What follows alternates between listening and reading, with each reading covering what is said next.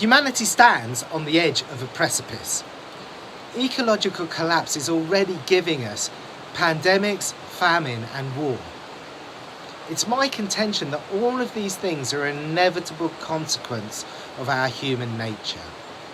By which I mean our evolutionary nature. Things like our tendency to live in tribes, our relationship with consuming resources, and our tendency to expand and dominate both nature and each other. These things form a fractal pattern all the way from our individual relationships through community and nationhood to our global relationships. And look, sweeping political change isn't going to solve our fundamental tribalism, and neither is our urge to consume ever going to be sated by advancing technology.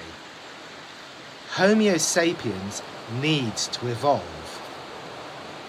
To understand what that evolution might look like, we need to look at the conditioning variable that is our relationship with safety that underpins how all of those features of our human nature are expressed.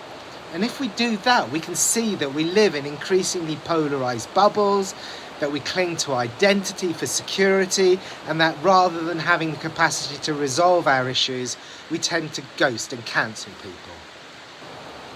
It's my contention that this is because of, not despite, being physically safer than we ever have been before.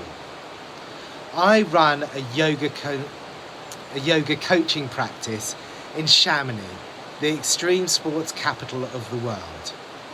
And I serve both a community of extreme athletes with one particular kind of relationship with safety, and everyday civilians who have quite another.